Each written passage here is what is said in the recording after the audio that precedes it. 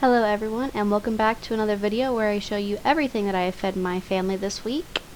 So starting with the ramen bowls, all I did was I took 2 heads of broccoli and I cut the ends off and I cut them up into the little individual florets and put those in the boiling water, and then I chopped up my kale and I put it in right after the broccoli as well. By that time the noodles were ready to go in, and I just followed the directions on the packet for those. After that was done, I started prepping my tofu, and I just pressed it between a towel for a few seconds.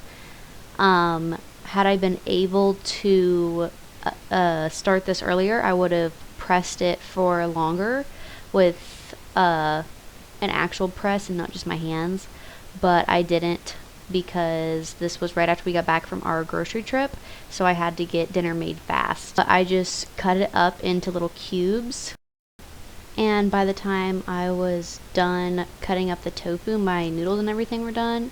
So I went ahead and drained them and put them back in the pot and added my miso broth. I added a container and a half, turned that on low so that way it could start warming up.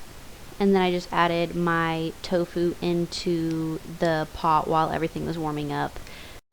And once it was done, I just topped it with some sriracha, sesame seeds, and chives. And this did make a bunch, so we had a ton of leftovers.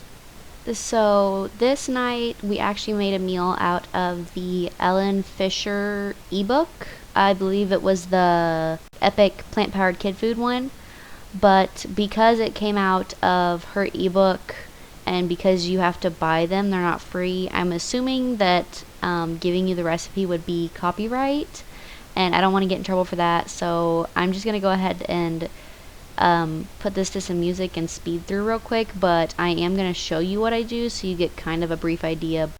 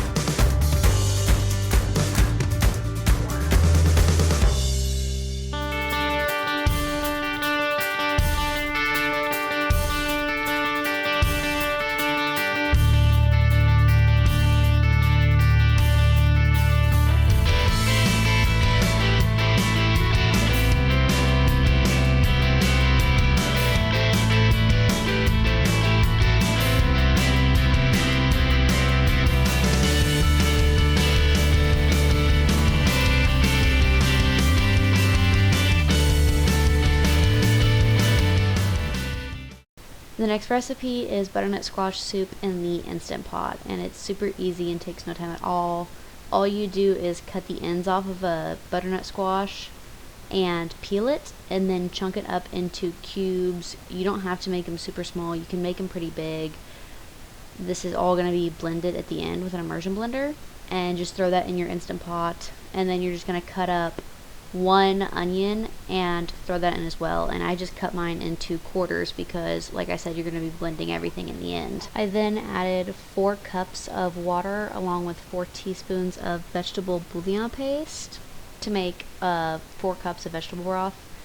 And then I added in my spices. I just added turmeric, pumpkin pie spice, nutmeg, and salt. And I wouldn't recommend the pumpkin pie spice next time, it wasn't very good. And then just set it to manual for 20 minutes, and then when you're done, just blend it up and add coconut milk to your liking.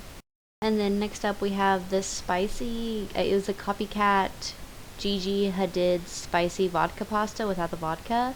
But first off, all you do is saute 1 minced onion in a little bit of olive oil, and then when that's soft, add in 3 minced cloves of garlic and just saute until it's fragrant.